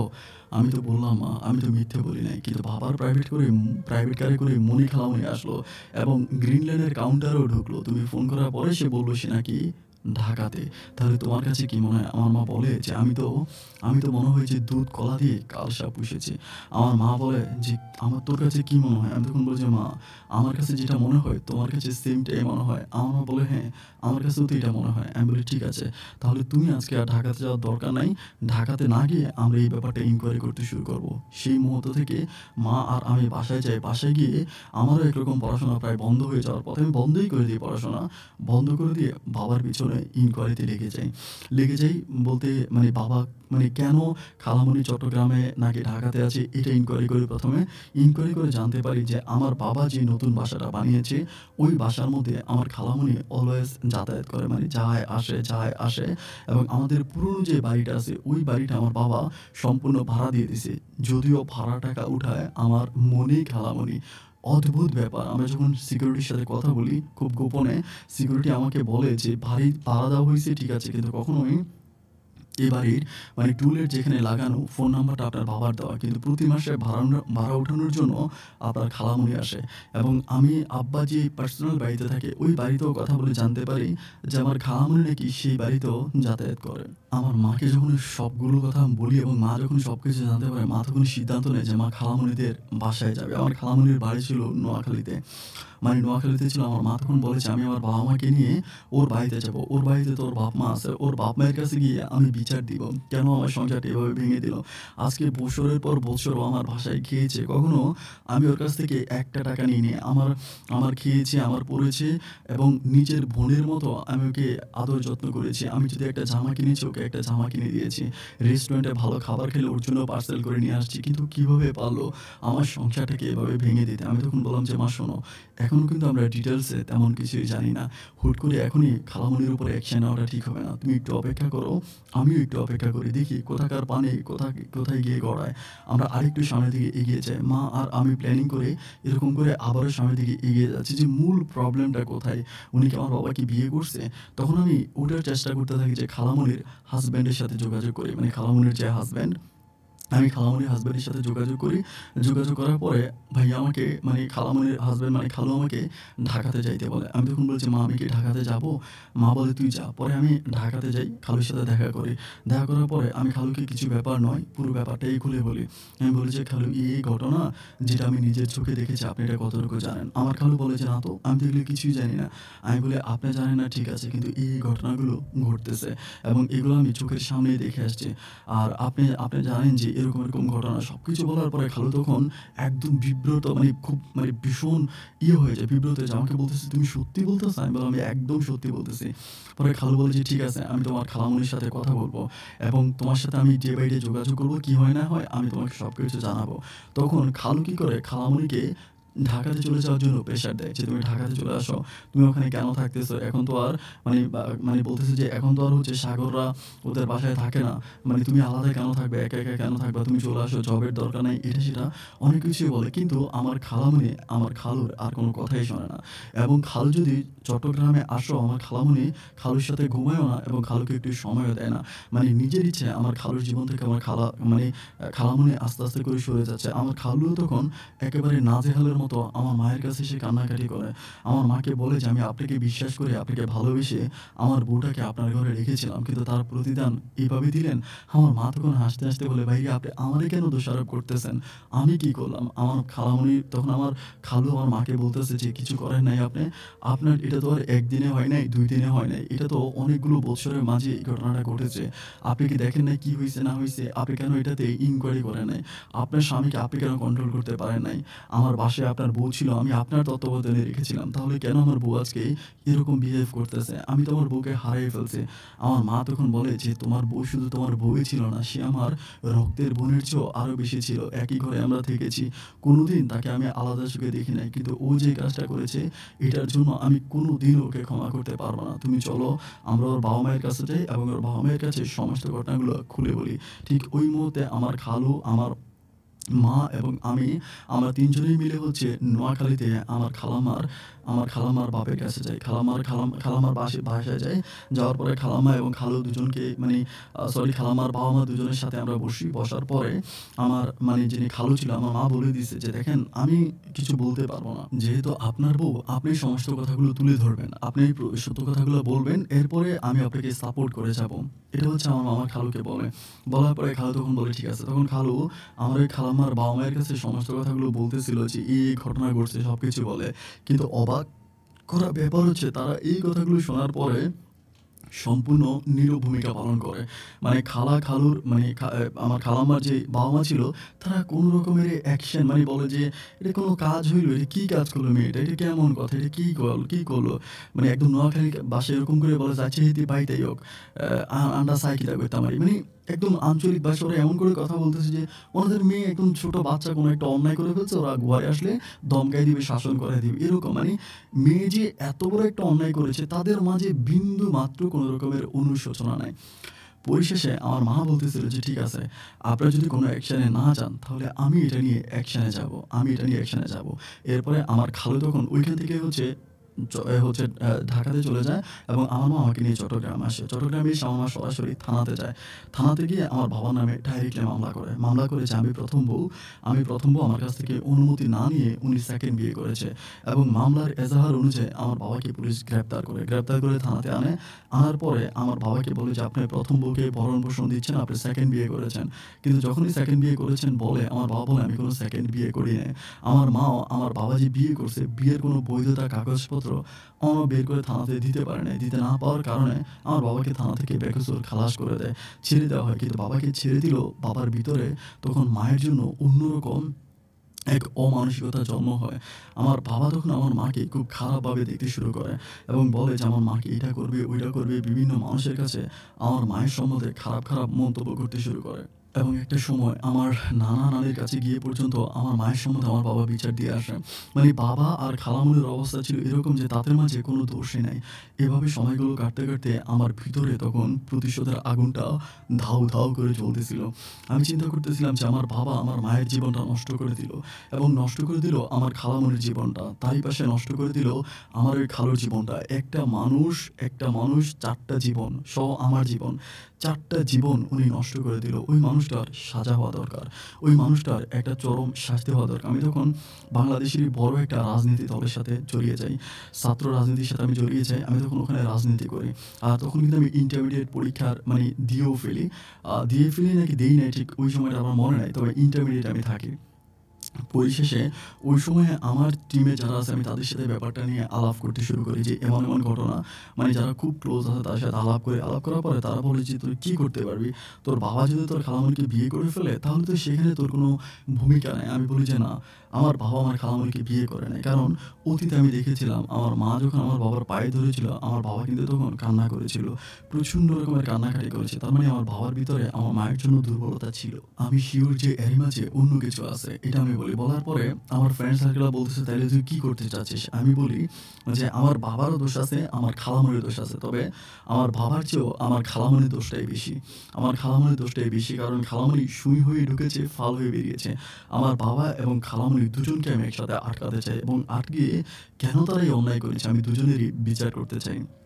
আমার বন্ধুরা তখন আমাকে বলতেছে যে, "তাহলে তুই কি করবি?" আমি বলি, "তাদেরকে অ্যাটাক করবো, আটকাবো এবং আটকিয়ে তাদের ভিতর থেকে বের করবো। যদি তারা দুজনেই দোষী হয়, আমি নিজ হাতে বাবাকে খুন করবো। আমি আমার বাবাকে নিজ হাতে হত্যা করবো এবং খালামণিকেও আমি নিজ হাতে মারবো। মারার পরে আমি ওদের দুজনকে আমি দুনিয়া থেকে সরিয়ে দেবো। তবে আমার মনে শান্তি হবে।" ঠিক তখনকার পর থেকে আমি আমার সেই বন্ধু-বান্ধবগুলা মিলে আমি তখন ওই গ্রুপিং করতে শুরু করি। ওদের সাথে গ্রুপিং করতে শুরু করে মানে আব্বাকে ধরার জন্য ঘুরতে থাকি এবং খালামণিকে ধরার জন্য ঘুরতে থাকি। এভাবে প্রায় ২ থেকে ২.৫ মাসের মতো কেটে যায়। আর দিন যত পার হচ্ছে আমার মায়ের শরীরটা ততই খারাপের দিকে যাচ্ছে। মা তখন প্রচণ্ড রকমের অসুস্থ হয়ে যায়। আড়াই মাস পরে আমি শত চেষ্টা করেও আমার বাবাকে ধরতে পারতেছি না। বাবাকে ধরতে পারতেছি না এই কারণে, বাবাকে এদিক দিয়ে ধরতে গেলে বাবা ওদিক দিয়ে ছুটে যায়। আর বাবা খুব একটা বাসা থেকে বের হয় না। মানে সারাক্ষণ বাসায় থাকে। আমি তার বাসায় গিয়ে অ্যাটাক করতে পারি না। বাসা থেকে বের হয় না। কিন্তু খালামণি মার্কেটে যায়, এখানে যায়, সেখানে যায়। খালামণিকে আমরা মোটামুটি সুযোগে পাই। এরকম করে পাওয়ার পরে একদিন হচ্ছে মার্কেট থেকে খালামণি বেরোচ্ছিল। ওইদিন মোটামুটি একটু রাত প্রায় 9:30 10টার মতো ছিল। আমরা তখন হচ্ছে খালামণির যে ড্রাইভার, মানে আমাদেরই গাড়ি খালামণি ব্যবহার করতো। আমাদের যে ড্রাইভার ছিল, আমি ড্রাইভারকে হচ্ছে ডাক দেই। মানে ড্রাইভারকে ডাক দিয়ে বলতে ড্রাইভার এখানে দাঁড়ায় থাকে। দাঁড়ায় থাকার পরে ড্রাইভারকে ডাক দেই। ডাক দেওয়ার পরে মানে ড্রাইভার কিন্তু আবার ড্রাইভারের ইউনিফর্ম পরতো। আমাকে দেখার পরে ড্রাইভার গাড়ি থেকে বেরিয়ে আসে। আইসা বলে যে, "স্যার কেমন আছেন? সাগর সাহেব কেমন আছেন?" এটা আমাকে বলে। আমি বলি, "ভালো আছি।" পরে আমার বন্ধুগুলা ড্রাইভারকে ধরে বলতেছে, "দেখেন আপনারে গুলি করে মারতে চাই না। আপনাকে একটা ছোট্ট কথা বলি, আপনি কথাগুলো একটু শোনেন। আপনার গায়ের ড্রেসগুলা খোলেন। আমার একটা বন্ধু আপনার ড্রেসগুলা পরবে। মানে ড্রাইভারের ড্রেস, আর আপনি এখানে বসেন।" এটা বলে। বলার পরে তারা তখন বলতেছে যে, "কেন?" মানে ওই ড্রাইভার তখন বলছে যে, "কেন?" পরে ড্রাইভারকে আমি বলি যে, "আপনি ড্রেস খুলে দেন।" যখন ধমক দেই, ও তখন ওনার গায়ে ড্রেস খুলে দেয়। ড্রেস খুলে আমার একটা বন্ধু থাকে, মোটামুটি ওনার মানে বডির মতোই বডি। তখন ওই ড্রাইভারের ড্রেসগুলা আমার ওই বন্ধু গায়ে দেয়, আবার গাড়ি চালাইতে পারে। ও তখন কি করে? ড্রাইভিং সিটে গিয়ে বসে। মানে টার্গেট হচ্ছে আমার খালামণি যখন গাড়িতে উঠবে তখনই গাড়ি লক করে ও তখন গাড়ি টান দিয়ে হচ্ছে আমাদের যে গন্তব্য, আমাদের ওই গন্তব্যে খালামণিকে নিয়ে যাবে। এরকম প্ল্যানিং। কিন্তু আমার খালামণি যখন মানে শপিং থেকে বের হইলো, কাপড়-চোপড় বা এটা সেটা অনেক কিছু ছিল হাতে, তখন খালামণি ড্রাইভারকে ডাকতেছে। মানে দরজা ঠক করে শব্দ করতেছে যে, "তুই বেরিয়ে আয়, মালগুলো পিছনে রাখ।" এখন তো আর আমার ওই বন্ধু বের না হয়ে উপায় নেই। আমার এই বন্ধু যখন বের হয়, বের হওয়ার পরেই এটা ছিল আসলে আমি মাজার নামটা বলি। এটা হচ্ছে ওই যে হাজী এনায়েতুল্লাহ হচ্ছে ছিল, মার্কেট ছিল, শপিং মার্কেট ছিল। ওই সময় এটা খুব নতুন করে বানানো হয়েছিল এবং ওই মার্কেটের নিচে ওই সময় অত গাড়ি ছিল না। জাস্ট হাতে গোনা ২-১ টা গাড়ি ছিল। অত বেশি গাড়ি ছিল না। পার্কিংটা সম্পূর্ণ খালিই ছিল প্রায়। তো এরপরে যখন টক করে শব্দ করতেছে তখন আমার বন্ধু গাড়ি থেকে বের হয়। বের হওয়ার পরে ও চেষ্টা করে ওকে যাতে না চিনে। কিন্তু এরপর আমার খালামণি ওকে চিনে যায়। আমার খালামণি চিৎকার দিয়ে উঠে বলে যে, "আপনি কে?" এটা বলার পরে আমরা তখন চারদিক থেকে দৌড়ে আসি। আইসে হচ্ছে গাড়ির দরজা খুলে ধাক্কায় খালামণিরে গাড়ির ভিতরে ঢুকিয়ে ফেলি। গাড়ির ভিতরে ঢুকিয়ে ফেলি। ঢুকিয়ে ফেলার পরে গাড়ির ভিতরে ঢুকে আমি তখন গাড়ি টান দিই। গাড়ি টান দিয়ে হচ্ছে খালামণিকে ভিতরে রাখি দৌড়িয়া আমরা আমাদের যে টার্গেট যে বাসা, আমরা ওই বাসায় খালামণিকে নিয়ে যাই। কিন্তু আমার কথা হচ্ছে আমরা যে খালামণিকে এভাবে কিডন্যাপ করলাম, এই ব্যাপারটা তো ড্রাইভার দেখেছে এবং ড্রাইভার তো মাস্ট বি আমার বাবার কাছে বলে দিবে। আমি তখন মাকে ফোন করে বললাম যে, "আমার বাবাকে যদি বলে, বাবা তাহলে মাকে ফোন করবে। মাকে ফোন করে বলবে যে এরকম ঘটনা।" কিন্তু আমার মাকে যখন আমি ফোন করে জিজ্ঞেস করলাম যে, "মা, বাবা কি তোমার কাছে ফোন করছিল?" আমার মা বলে, "কই? না তো, তোর বাবা তো ফোন করে নাই।" আমি তখন চিন্তা করি, কিরে, তার মানে কি ড্রাইভার বাবার কাছে বলে নাই? আমি তখন আমাদের ওই বাসার ড্রাইভারকে ফোন করি। জিজ্ঞেস করি, "আচ্ছা, আপনি কি আমার বাবার কাছে বলেছিলেন যে আমি যে খালামণিকে কিডন্যাপ করেছি, এটা কি বলছেন?" উনি বলে, "হ্যাঁ, অবশ্যই বলবো। বলব না কেন? আপনি এই কাজটা কিভাবে করতে পারলেন? আপনি আমার চাকরিটা পর্যন্ত খেয়ে ফেললেন। আপনি এটা কেন করলেন?" মানে খুব কান্নাকাটি করে উনি এই কথাগুলো বলতেছেন। আমি বলি, "শোনেন, আপনার চাকরি নিয়ে চিন্তা কইরেন না। আমি আপনারে চাকরি দিব। আপনি বলেন বাবাকে কি বলছেন?" উনি বলে, "আমি সাথেই ওখানে দাঁড়াই স্যারকে ফোন করে বলছি যে গাড়িসহ ম্যাডামকে আপনি কিডন্যাপ করছেন। বন্ধু-বান্ধব সহ আমি সবকিছু হচ্ছে বলে দিছি।" আমি বললাম, "তো আমার বাবা কি বলল?" বলে, "স্যার কিছু বলে নাই।" স্যার বলে যে, "আচ্ছা ঠিক আছে।" এটা বলে স্যার ফোন কেটে দিছে। আমি তখন কিছুই বুঝতে পারতেছিলাম না যে কি ব্যাপার? বাবা তো অ্যাকশন নেওয়ার কথা। যেহেতু আমি খালামণিকে কিডন্যাপ করছে, বাবা তো পাগল হয়ে যাওয়ার কথা। এখানে যাবে, ওইখানে যাবে। কিন্তু কোনো কিছু না করে বাবা একদম শান্ত সুষ্ঠুভাবে বাবা কিভাবে আছে? ব্যাপারটা আমার মাথায় আসতেছে না। পরে আমি ওখানে আটকাই। আটকানোর পরে মানে খালামণিকে ওখানে রাখি। রাখার পরে আমি যখন খালামণি আমাকে দেখে বলতেছে, "কিরে সাগর, তুই আমারে আনলি কেন?" আমি বলি, "কেন তোরে আনছি তুই জানোস না?" মানে ভিতরের রাগটা তখন এত পরিমাণে তীব্র ছিল যে আমি তখন আমার প্যান্টের যে বেল ছিল, বেল খুলে আমার বন্ধু-বান্ধবদের সামনে খালাম্মাকে চেয়ারের সাথে বেঁধে আমি তখন পিটাইতে শুরু করি। এবং এত পরিমাণে পিটাই যে বলে বোঝাতে পারবো না। এমনভাবে পিটাই। পিটানোর পরে মানে একদম পুরা হেনস্থা করে ফেলি পিটাইয়া। পরিশেষে আমি খালামণির মানে উনি কিন্তু জিন্স প্যান্ট পরা ছিল, পকেটে মোবাইল ছিল। আমি তখন মোবাইল ফোনটা বের করি। বের করে আমি তখন মানে চেক করি যে আমার বাবা তাকে কল দিয়েছে কিনা। যেহেতু বাবা তো কল দিতেই পারে। কিন্তু আমি দেখতে পাই যে আমার খালামণির নাম্বারে আমার বাবা কোনোই কল দেয় নাই। আমি তখন আমার মানে খালামণিকে জিজ্ঞেস করলাম যে, খালামণি বলি আমি তখন, "খালামণি, তোমার নাম্বার কি আমার বাবা জানে না?" বলে, "জানে তো।" আমি বলি, "তোমারে যে কিডন্যাপ করলাম এটা তো মানে ড্রাইভারও জানে, সবাই জানে। কিন্তু এরপরও বাবা তো তোমার কোনো খোঁজখবর নিচ্ছে না, ফোনও দিচ্ছে না।" তখন খালামণি কোনো কথা বলে না। যখন কোনো কথা বলে না, আমি তখন কি করি, নিজেই খালামণির নাম্বার থেকে বাবাকে কল দেই। বাবাকে কল দিয়ে অনেকগুলো কল দেই। বাবা তখন আমার কল রিসিভ করে না। মানে খালামণির নাম্বার থেকে কল দিচ্ছি, তাও উনি বাবা কল রিসিভ করে না।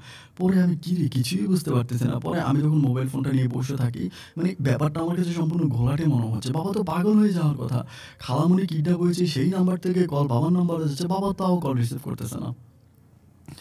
কিছুই বুঝতে পারতেছি না। বন্ধুদেরকে জিজ্ঞেস করতেছি কি করা যায়? তারা বলে, "আমাদের কাছে তো ব্যাপারটা সম্পূর্ণ কলহর মনে হচ্ছে।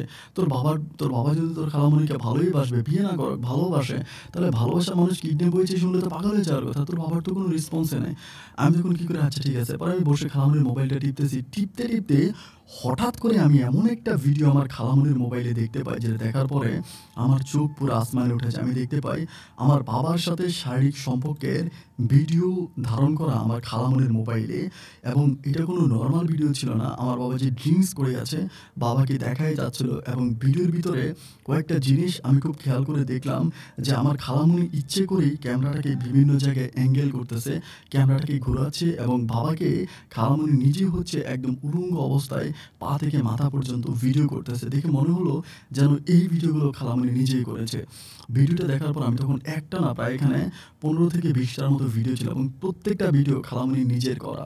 মানে আমার বাবা ড্রিংকস করা অবস্থায় ছিল। ভিডিওগুলো দেখেই বোঝা যায়। তো আমি তখন চিন্তা করলাম, বাবা যদি ড্রিংকস করে তাহলে বাবা তো ভিডিও করার প্রশ্নই আসে না। আর ভিডিও খালামণি বা কেন করবে? বাবা তো খালামণিকে ভালোই বাসে। তাহলে খালামণি কেন ভিডিও করবে? দুটো ব্যাপার আমার কাছে তখন খুব কঠিনভাবে আমার মাথায় চেপে ধরে। বন্ধুগুলো সবাই মিলে বসলাম, বইসা বলতেছি, "কিরে, আমার মাথায় তো কিছুই আসতেছে না।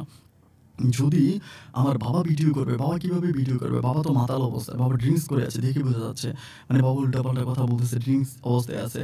আর ভিডিও যদি করে খালামণিও বা কেন ভিডিও করবে? আমার বাবা তো খালামণিকে ভালোই বাসে।" আমার বন্ধুরা তখন বলতেছে, "এত কিছু বুঝার আর শোনার তো দরকার নেই। তোর খালামণিরে বাটান দিলেই তো সমস্ত সত্য কথা বেরিয়ে আসবে।" তখনই আমার একটা বন্ধু থাকে, ও তখন করে কেউ একটু বেশির আগে আরকি। ও তখন গিয়ে খালামণির গলা চেপে ধরে, ধইরা বলতেছে, "একদম গলা টিপা তোরা এখানেই মাইরা ফেলমু। সত্য কথা বল। তুই কিভাবে কি করছিস? কিভাবে কি করছিস? সত্য কথা বল, নাহলে তোরা এখনই মাইরা ফেলমু।" এটা বলে ওর কাছে আবার একটা অবৈধ রিভলভারও ছিল। এটা ওর বাবার আরকি। ও মাঝে, মাঝে নিয়ে বের হইতো। ও তখন ওই রিভলভার একদম খালাম্মার পেটে ধরেছে, একদম শুট করে দিবো। "বল কি হইছে?" পরে আমার খালাম্মা সমস্ত সত্য ঘটনাগুলো একে, একে বলতে শুরু করে এরকম করে যে খালাম্মা নাকি আমার বাবার উপরে আগ থেকেই বাবার ওই সম্পত্তির উপরে খালাম্মার লোভ ছিল। মানে খালাম্মা সহ্য করতে পারতেছিল না যে আমার মা এত দামি গাড়ি দিয়ে চলে, আমরা এত বড়লোক। এটা খালাম্মার সহ্য হচ্ছিল না। আমার খালাম্মা তখন জানতো যে আমার বাবা ড্রিংকস করে, এবং আমার মা যখন অফিসের কাজে বাইরে থাকতো, আমি যখন কলেজে থাকতাম, স্কুলে থাকতাম, সেই সুবাদে আমার খালাম্মা আমার বাবাকে ড্রিংকস করায়, খুব কৌশলে ড্রিংকস করায়। আমার বাবাকে খালাম্মা তার নিজের রুমে নিয়ে যায়, এবং সেখানে গিয়ে আমার খালাম্মা ভিডিও করে। মাতাল থাকা অবস্থায় আমার বাবার হুঁশ জ্ঞান ছিল না যে বাবা কী করছে। এভাবেই ২-৩টা ভিডিও করার পরে আমার বাবাকে আবারও পুনরায় বাবার রুমে দিয়ে যায়। এভাবে ভিডিওগুলো খালাম্মা খুব এইচডিভাবে করে, খুবই এইচডিভাবে, এবং ওই ভিডিওগুলো দিয়েই আমার বাবাকে ব্ল্যাকমেইল করে। আমার খালামণি বলে যে, "ভিডিওগুলো আমি আমি আপাকে দেখাবো, এবং এই ভিডিওগুলো আমি ইন্টারনেটে ছড়িয়ে দিব। আপনার যত বন্ধু-বান্ধব আছে, আত্মীয়স্বজন আছে, আপনার বাবা-মা আছে, আমি সবার কাছে দেখাবো। আমি সবার কাছে মানে আপনার এই কুকীর্তি প্রচার করে দিব।"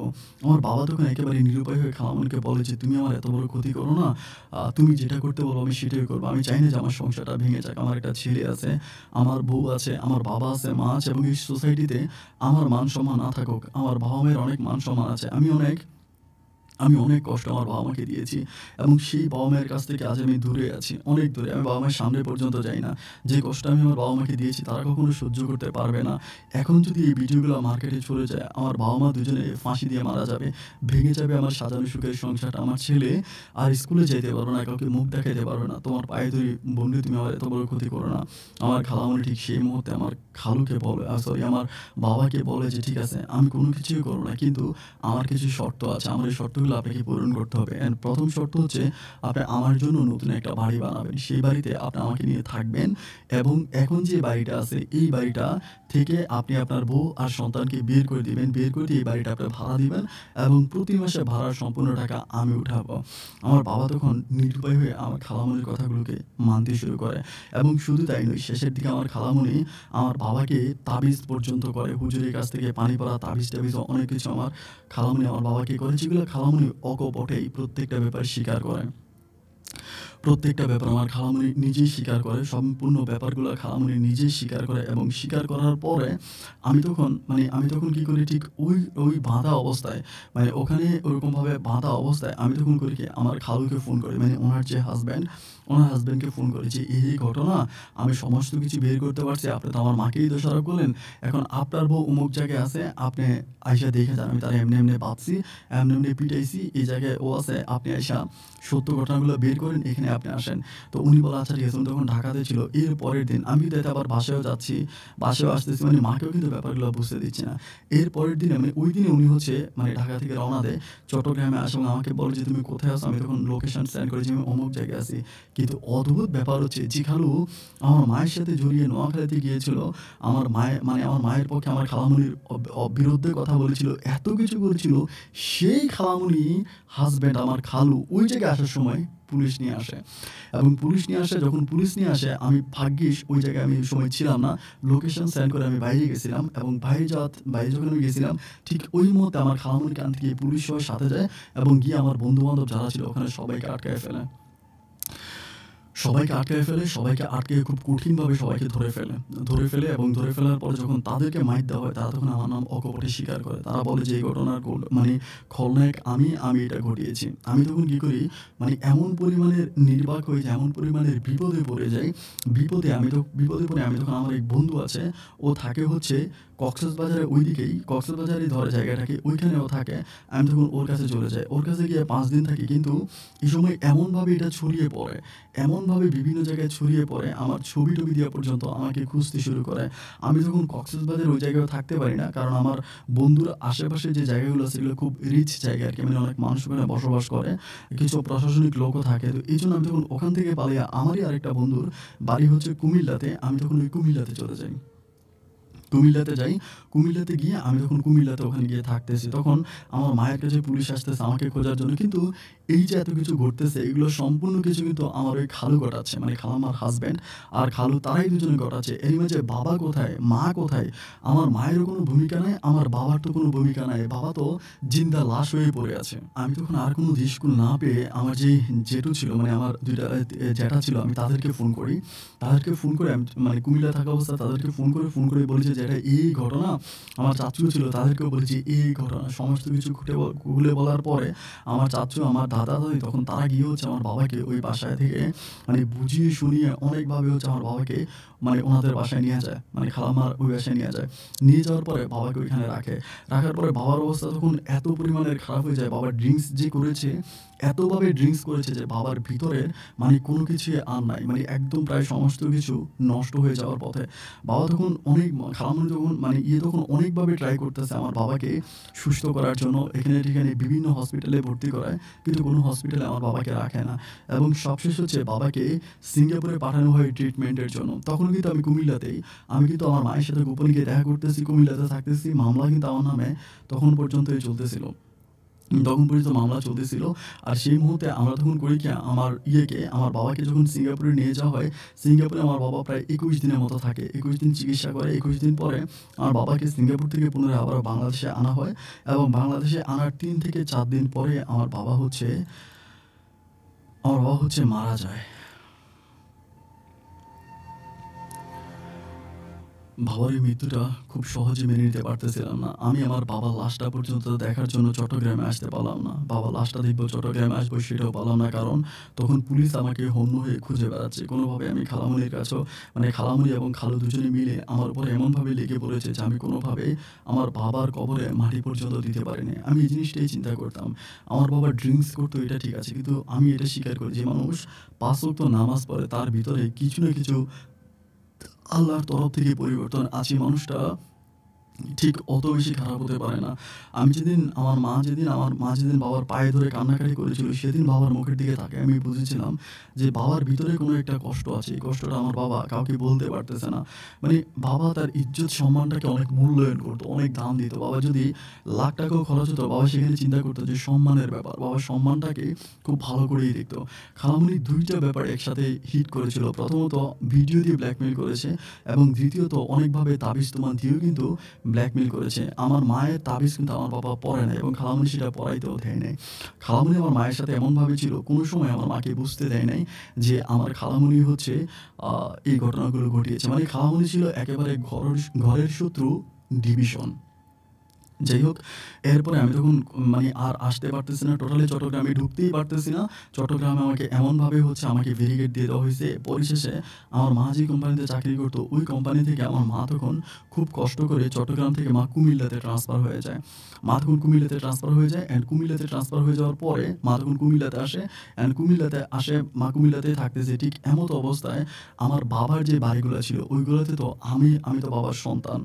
আমি তো মানে এগুলোতে আমি তো বাড়ির মালিক বা সন্তান। এটা আরও প্রায় এখানে ৬-৭ মাস পরের কথা আমি বলতেছি। তো আমার মা তখন আমাকে বলতেছে যে, "তুই চট্টগ্রামে আস্তে, আস্তে ঢুক। ঢুকে বাড়িঘরগুলো আস্তে, আস্তে দখল করার জন্য চেষ্টা কর।" আর আমার মাও চট্টগ্রাম থেকে চলে আসার কারণ হচ্ছে আমার খালু এবং আমার খালাম্মা দুজনের অত্যাচারে আমার মা থাকতে পারতেছিল না। বিভিন্নভাবে তারা হচ্ছে পুলিশ পাঠাচ্ছিল। মানে আমার মাকে ধরার জন্য, মাকে মানে বাটন দিলে আমাকে খুঁজে বের করে দিবে। এভাবে বারবার পুলিশ আমার মায়ের কাছে পাঠাচ্ছিল। এই পর্যায়ে আমার মা বিরক্ত হয়ে চাকরি থেকে ট্রান্সফার নিয়ে মা তখন কুমিল্লাতে চলে আসে। এবং কুমিল্লার জায়গাটা অনেক বেশি সেফ ছিল আমাদের জন্য। এজন্য মা এখানে চলে আসে। তখন মা কুমিল্লাতে যখন আসে, মা যেদিন আসে তার পরের দিনে মা আমাকে বলে যে, "এই ঘটনা, তুই যা, তুই গোপনে গিয়ে গোপনে ঘুর, তোরে তো আর চিনতে পারবে না।" ওই সময় কিন্তু আমার দাড়ি মোছও অনেক বড় হয়ে গেছিল। মানে নরমালি আমার ওই ফেসটা কিন্তু আর নাই। পরে মা বলে, "তুই গোপনে ঢুক। ওইখানে ঢুইকা তুই আস্তে, আস্তে তোর বাবার জায়গা সম্পত্তিগুলো, তোর বন্ধু-বান্ধবদের অনেক আছে, তাদের সাথে কথাবার্তাগুলো দেখ যে দখলে নিতে পারিস কিনা। কারণ তোর খালামণি আর তোর খালু যদি একবার দখল করে ফেলে তাহলে কিন্তু আমরা আর পাবো না। কারণ দখল সত্ত্ব হচ্ছে সবচেয়ে বড় শর্ত।" মায়ের ওই কথা মতো আমি তখন করি কি, কুমিল্লা থেকে পুনরায় আবারও চট্টগ্রামে যাই এবং চট্টগ্রামে গিয়ে বন্ধু-বান্ধবদের সাথে ঘুরে ফিরে আমি কোনো না কোনোভাবে হচ্ছে বাবার সম্পদগুলোকে রক্ষা করার জন্য চেষ্টা করি। এভাবে বেশ কিছুদিন থাকি, কিন্তু কোনোভাবে কোনো সম্পদের আশেপাশে আমি যেতে পারি না। কোনো সম্পদের আশেপাশে যেতে পারি না। আর আশেপাশে না যাওয়ার কারণ হচ্ছে আমার যে চাচা ছিল, মানে আমার ২ টা জেঠু ছিল, ওনারা ভালো। কিন্তু একটা চাচা ছিল, মানে উনি একটু অন্যরকম টাইপের, একটু খারাপ টাইপের আরকি। উনার সাথে আমার ওই খালাম্মা, মানে নোয়াখালীর ওই খালাম্মা, মণি খালাম্মা হাত মিলায় এবং হাত মিলানোর পরে ওনারা দুজনেই মিলে হচ্ছে বাবার সম্পত্তিগুলো সব দখল করে। এখানে বাবার যে আমাদের পুরনো যে বিল্ডিংটা ছিল ওইটা ভেঙে বাবা, মানে আমার খালু আর খালাম্মা, ইভেন হচ্ছে আমার ওই চাচ্চু, ওরা মিলে হচ্ছে অ্যাপার্টমেন্ট কোম্পানিকে দিয়ে যায়, মানে ডেভেলপমেন্ট কোম্পানিকে দিয়ে যে তারা এটা ভেঙে তারা বড় করে বিল্ডিং বানাবে। এরকম করে আমার বাবা নতুন যে বাড়িটা বানাইছে ওই বাড়িটাও ডেভেলপমেন্ট কোম্পানিকে দিয়ে দেয়। মানে তাদের কথা হচ্ছে তারা ডেভেলপমেন্ট কোম্পানিকে দিয়ে দিবে, বিল্ডিং যারা বানাবে তারা অর্ধেক নিয়ে যাবে, খালামণির বা আমার ওই খালু, ইভেন হচ্ছে আমার চাচা, তারা অর্ধেক পাবে। এরকম করে তারা জাস্ট এগুলোকে মজবুত করে দখলে নিয়ে যাওয়ার জন্য চেষ্টা করতেছে। আমি তখন এখানে সেখানে বিভিন্ন জায়গায় দৌড়াচ্ছিলাম। পকেটে কিন্তু একটা টাকাও নাই। এই যে দৌড়াচ্ছি, খাচ্ছি, ফিরছি। মা চাকরি করে যে টাকা বেতন পাচ্ছে ১৫-২০ হাজার টাকা, ওইটা দিয়েই মা আর আমি দৌড়াদৌড়ি করতেছি। আমাদের কাছে কোনো অবশিষ্ট কোনো টাকা নাই। আর আমি আমার চাচা-চাচীর কাছেও যেতে পারতেছি না, দাদা-দাদির কাছেও যেতে পারতেছি না। কারণ ওই মুহূর্তে আমার চাচা আমার দাদা-দাদি সহ যারা আছে সবাইকে হাত করে ফেলে। মানে আমার চাচারা, আমি আসলে মূলত এই ব্যাপারটা আমি আজও শিওর না যে আমার দাদা-দাদি এবং আমার যে জেঠুরা ছিল তারা কি আমার ওই খালামণির সাথে অ্যাডজাস্ট হইছে কিনা। তবে আমি এটা শিওর আমার যে ছোট চাচ্চু ছিল উনি কিন্তু অ্যাডজাস্ট হয়ে গেছে। উনি কিন্তু তাদের সাথে কথাবার্তা বলতেছিল। মানে কথাবার্তা বলতেছিল, তাদের সাথে সম্পর্কটা অনেক ক্লোজ করে ফেলছে এবং আমি নিজের চোখে দেখছি একই গাড়ি দিয়ে আমার খালা, খালু, ইভেন হচ্ছে আমার ওই চাচা ঘুরতে। এটা আমি নিজের চোখে দেখেছি। তার মানে আমি শিওর যে তারা সবাই একই। এবং যে ডেভেলপ কোম্পানিগুলোকে আমাদের বিল্ডিংটা দেওয়া হয়েছে সেখানে এগ্রিমেন্ট পেপারে আমার খালা, খালু এবং হচ্ছে আমার ওই চাচার সিগনেচার আছে, যেগুলো আমি নিজের চোখে দেখা। পাগলের মতো ঘুরতেছি আর মায়ের ওই টেনশনে পড়ে আমার যেই ছিল, আমার নানা ভাই ছিল। আমার নানা ভাই তখন হঠাৎ করে হার্ট অ্যাটাক করে। এই টেনশনে পড়ে, মেয়ের টেনশনে পড়ে আমার নানা ভাই হার্ট অ্যাটাক করে এবং হার্ট অ্যাটাক করার পরে আমার নানা ভাইয়ের অবস্থা খুব নাজেহাল হয়ে যায়। মানে খুব নাজেহাল অবস্থা হয়ে যায়। ঠিক এমতো অবস্থায় আবার আমার মা যেখানে কুমিল্লায় ট্রান্সফার হয়েছিল, ওই কুমিল্লার যিনি অফিসের বস ছিল, ম্যানেজার ছিল, ওই ম্যানেজার কিন্তু আবার আমার মায়ের সাথে সম্পর্কটা অনেক ভালো ছিল। মানে আমার মায়ের মানে হাসব্যান্ড মারা গেছে এটা উনি জানতো। কিন্তু কোনো সন্তানাদি ছিল এটা কিন্তু উনি জানতো না। এমনি বলতো যে আমরা রিলেশন করে বিয়ে করেছি, পরে মারা গেছে। আর আমার মাকে দেখলে নরমালি আসলে বুঝা যায় না যে আমার মায়ের এতটা বয়স। আর আমার মা কিন্তু যথেষ্ট ইয়াংও ছিল। এরপরে ওই বস মাকে হেল্প করতো আরকি। টাকা-পয়সা দিয়েও হেল্প করতো। আর ঠিক ওই সময় আমি অনেক বিপদে পড়ে গেছিলাম। বিপদে পড়ে যাওয়ার কারণে আমার মাকে উনি টাকা-পয়সা এটা সেটা দিয়ে অনেকভাবেই হেল্প করতো, সাহায্য সহযোগিতা করতো। তো উনার টাকায় তখন মোটামুটিভাবে আমি তখন নানা ভাইয়ের চিকিৎসা করতেছিলাম। নানা ভাইয়ের ১ মাসের মতো আমি চট্টগ্রামে চিকিৎসা করি বন্ধু-বান্ধব দ্বারা গোপনে যতটুকু পারি। কিন্তু ইয়ে থেকে বলা হয় যে নানা ভাইয়ের হার্ট ব্লক হয়ে গেছে। এবং এটা মানে অবশ্যই মাদ্রাজ নিতে হবে এবং মাদ্রাজ নিলেই হয়তো উনি সুস্থ হতে পারে। ওই সময় কিন্তু আমাদের মানে কারো হাতেই কোনো টাকা-পয়সা নেই। কারো হাতেই কোনো টাকা-পয়সা নেই এবং মাদ্রাজ নিয়ে গেলেই যে মানে সম্পূর্ণ সুস্থ হবে ডাক্তার ওরকমই বলে না। ডাক্তার বলে যে বেটার হচ্ছে এটার একটা হসপিটাল আছে সেটা হচ্ছে মালয়েশিয়াতে। বলেছে মালয়েশিয়াতে একটা হসপিটাল আছে অনেক বেটার। ওই হসপিটালে নিলে হয়তো উনি সুস্থ হতে পারে। মানে হার্টের বলল আরকি। ১ম এ লন্ডনের কথা বলল কিন্তু লন্ডন অনেক বেশি ব্যয়বহুল ছিল। যার জন্য সিঙ্গাপুর অনেক ব্যয়বহুল ছিল। সেটার জন্য বেটার মানে মনে হচ্ছিল যে ইয়েতে মানে মালয়েশিয়াতে নিয়ে যাওয়ার কথা বলল ডাক্তার।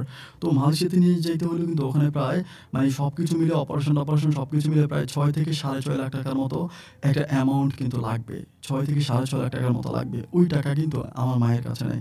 ৳৬.৫ লাখ টাকা তো দূরের কথা। আমাদের অবস্থা তখন এরকম ছিল যে ৳৬,৫০০ টাকা আমাদের হাতে ছিল না। মা তখন মানে যেহেতু মায়ের ওই ম্যানেজারের সাথে সম্পর্ক ভালো ছিল, মা তখন ওই ম্যানেজারকে দিয়ে হচ্ছে মানে নানা ভাই যে অসুস্থ ওনাকে বলে, বলার পরে ওই ম্যানেজারকে সহযোগিতায় মা তখন হচ্ছে ওনার ওই কোম্পানিতে একটা লোনের জন্য এপ্লাই করে ৳৮ লক্ষ। ৳৮ লক্ষ একটা লোনের জন্য এপ্লাই করার পরে ওই ম্যানেজারের সাথে আমার মা তখন ম্যানেজারের বাসায় যাইত। ম্যানেজারের যে মা ছিল, মায়ের সাথে কথাবার্তা বলতে লোনের জন্য যেদিন এপ্লাই করা হয় মোটামুটি লোন পাস হওয়ার পথে ঠিক ওই মুহূর্তে আমার ওই ম্যানেজারের মা হচ্ছে আমার মাকে বলতেছিল যে ম্যানেজারের অফিসে আমার মা চাকরি করতো সেই ম্যানেজারের মা আমার মাকে বলতেছিল যে, "তোমার যেহেতু হাসব্যান্ড মারা গেছে এবং তুমিও তো দেখতে মাশাআল্লাহ অনেক সুন্দর। আমার ছেলেটারও ২ টা মেয়ে আছে।" মানে আমার যে ম্যানেজার ওই ম্যানেজারের ২ টা মেয়ে আছে এবং ২ টা মেয়ে অনেক বড়। তো বলতেছিল যে, "২ টা যেহেতু মেয়ে আছে তুমি যদি চাও তুমি মানে আমার ছেলের কাছে বিয়ে বসতে পারো। আমার ছেলের একটাই সমস্যা সেটা হচ্ছে ও ওই যে আমার বাবার মতো ড্রিংকস করে।" মানে উনি বলল যে, "আমার ছেলে একটু ড্রিংকস করে আর এছাড়া বাকি সবকিছু ঠিক আছে।" আমার মা তখন বলল যে, "জীবন থাকতে আমি কখনো ড্রিংকস করা কোনো ব্যক্তিকে বিয়ে করব না। কারণ যে ড্রিংকস করে তার মাথারও ঠিক নাই, তার কথারও ঠিক নাই। আমি এমন কোনো ব্যক্তিকে কোনোদিনও বিয়ে করব না।" এক মাতালকে বিয়ে করার পরে আমার জীবনের এমন পরিণতি ঘটলো, আমি আরেক মাতালের সাথে কখনোই জড়াবো না। ঠিক সেই মুহূর্তে আমার মা হচ্ছে ওই মানে ম্যানেজারের মাকে বলে যে, "খালামণি, আন্টি আপনি তো জানেন না, আমি কি বলবো আপনাকে? আমার বাবা-মা কিন্তু আমাকে 2nd বিয়ে দিয়ে ফেলেছে। আমার কিন্তু বিয়ে হইছে। এই ব্যাপারটা আমার বস কিন্তু জানে না। আমি বসের কাছে বলি নাই। আর বিবাহিত জানার পর বস হয়তো কি চিন্তা করে এজন্য বসের কাছে বলি নাই। আপনার কাছে ব্যাপারটা জানালাম।"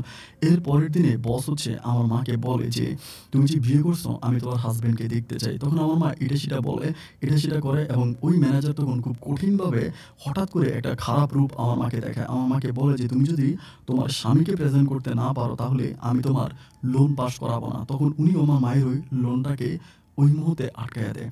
যখন লোনটা আটকাইয়া দেয়, দিন যত যাচ্ছে চট্টগ্রাম মেডিকেলে আমার নানা ভাইয়ের অবস্থা ততটাই খারাপ হয়ে যাচ্ছে। শুরুতেই আমি বলেছিলাম যে আমার নানা-নানুর অবস্থা খুবই খারাপ ছিল। তাদের তত বেশি টাকা-পয়সা ছিল না। তারা মোটামুটি অনেক গরিব ছিল। এখন এমতো অবস্থায় পড়ে গিয়ে মা তখন চিন্তা করতেছে যে কি করা যায়? আমি এত কম সময়ের ভিতরে হাসব্যান্ড কোথায় পাবো? আমি স্বামী কোথায় পাবো? মা তো স্বামী খুঁজে পাচ্ছে না। মা তখন আমাকে ফোন করে এই কথাগুলো খুলে বলে যে, "বাবারে আমি তো এমনি বিপদে পড়ছি। এখন ওই ম্যানেজারের মা আমাকে পছন্দ করছে। এখন ম্যানেজারের মায়ের কাছে আমি বলছি যে আমি বিয়ে করছি, আমার স্বামী আছে। এখন ম্যানেজার আমাকে বলতেছে তুমি তোমার স্বামীকে দেখানোর আগ পর্যন্ত আমি লোন পাস করাবো না। আমার লোনটা আটকাইয়া দেয়।" আমি তখন বলি, "মা এখন কি করবা?" মা বলে, "আমি কিছুই বুঝি না, আমি কি করব?" আমি তখন বলি, "মা শোনো, তুমি যদি লেট করো তাহলে নানা ভাইকে বাঁচাতে পারবো না। টাকার খুব দরকার। আর আমি আমার দাদা-দাদির কাছে যাবো কিনা?" আমার মা বলে যে, "ওইখানে গেলে কোনো কাজ হবে না।" আমি তখন মানে আউট অ্যাঙ্গেল থেকে চেষ্টা করি যে আমার দাদা-দাদির সাথে যোগাযোগ করে কিছু টাকা নেওয়ার জন্য। কিন্তু বুঝতে পারি যে না আমার দাদা-দাদি আমার পক্ষে নাই। আমার পক্ষে কোনো নেই। ওখানে গেলে হয়তো তারা আমাকে উল্টা পুলিশে ধরাই দেবে। ঠিক তারই ২ দিন পরে নানা ভাইয়ের অবস্থা খুব নাজেহাল হয়েছে। আমার নানা ভাইয়ের সাথে কথা বলে নানা ভাই তখন কান্নাকাটি করে বলে, "মারে আমি যদি মরেও যাই তুই মন খারাপ করিস না। আমি তোর জন্য প্রাণ খুলে দোয়া করব।" ঠিক সেই মুহূর্তে আমার মা এমন একটা স্টেপ নেয় যেটা আমার মায়ের জীবনের সবচেয়ে বড় কাল হয়ে দাঁড়িয়েছে। আমার মা আমাকে বলে যে, "তোরে একটা কথা বলি, তুই তো আমার পেটের সন্তান। আমি তো তোকে জন্ম দিয়েছি। আমি তোর জন্মদাতা মা। আমি তোকে আজকে একটা কথা বলি, পরিস্থিতি যখন খারাপ হয় মানুষ ওই পরিস্থিতি মানুষকে অনেক কিছু করতে বাধ্য করে। আজকে আমাদের এই পরিস্থিতি আমাদেরকে বাধ্য করেছে এই কাজটা করার জন্য। তুই এই কাজটা কর।" আমি বলি, "মা কি কাজ?" আমার মা আমাকে বলে, "তোর মুখ ভর্তি দাড়ি, তোকে দেখলে মনেই হয় না যে তুই আমার সন্তান। সবার কাছে মনে হবে তুই অনেক বড় হইছিস এবং আমি আপাতত ১ কি ২ দিনের জন্য তোকে অফিসে এনে আমি আমার বসের সামনে আমার আমার স্বামী হিসাবে প্রেজেন্ট করতে চাই।"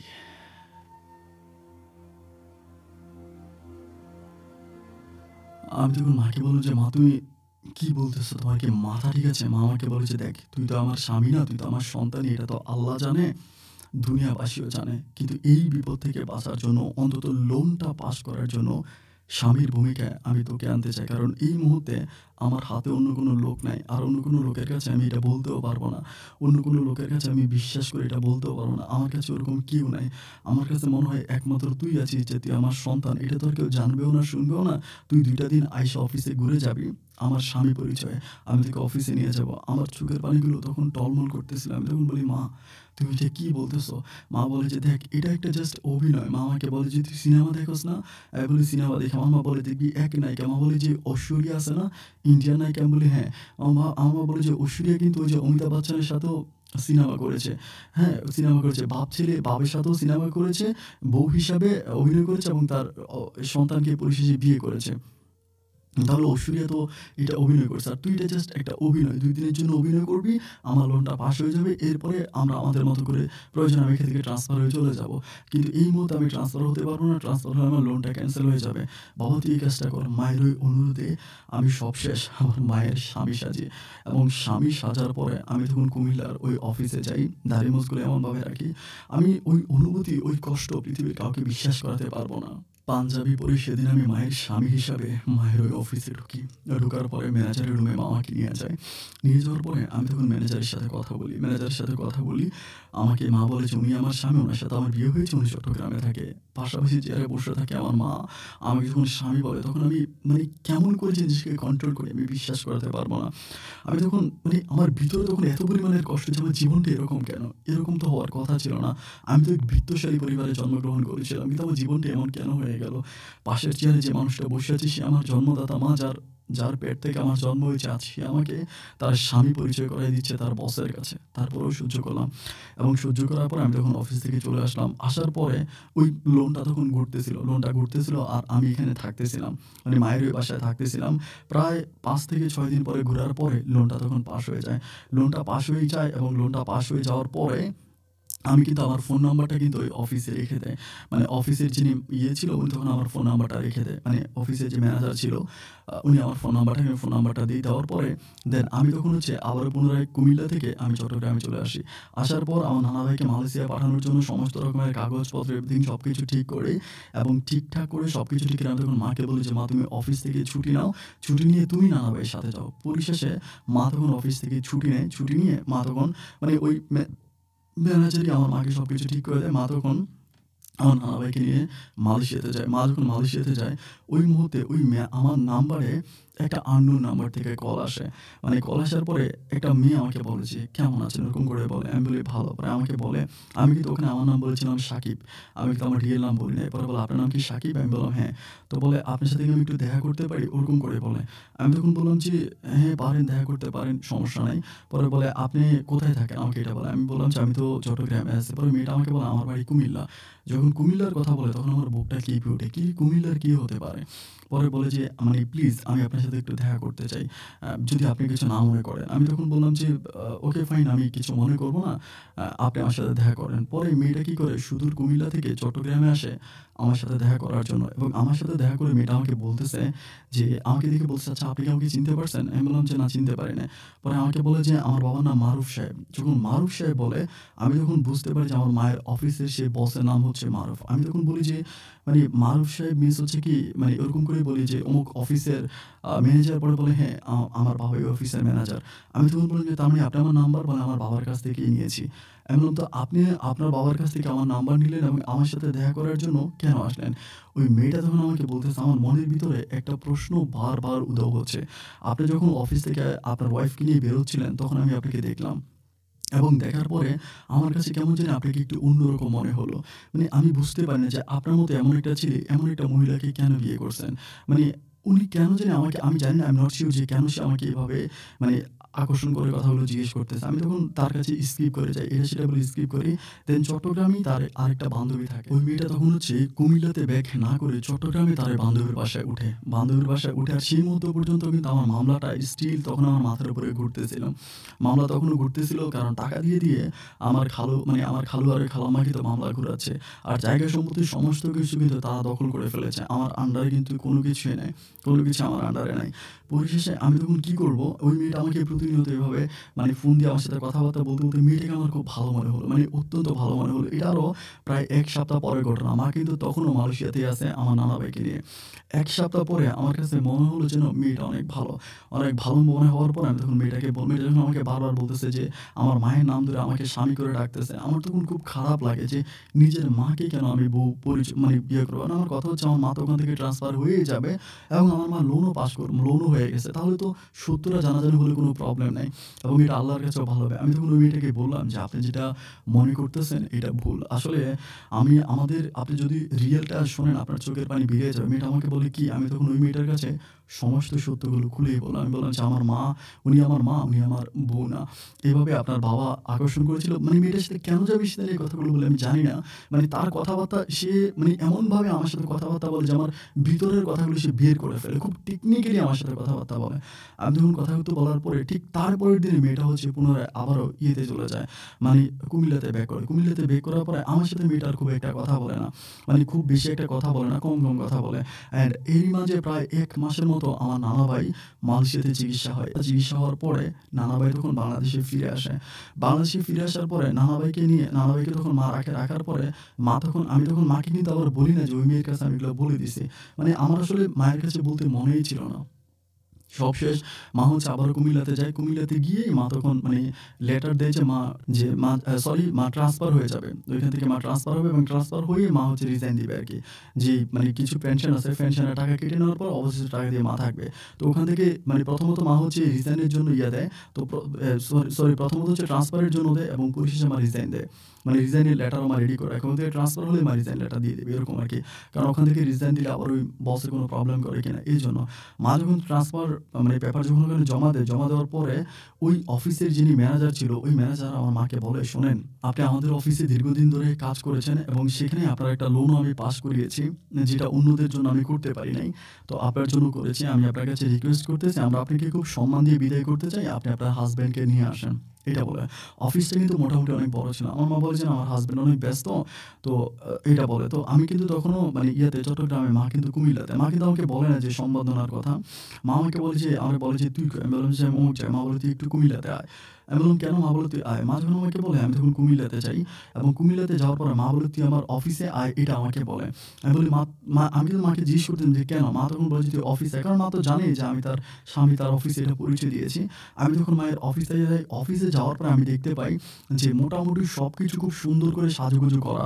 মাকে বিদায় করবে।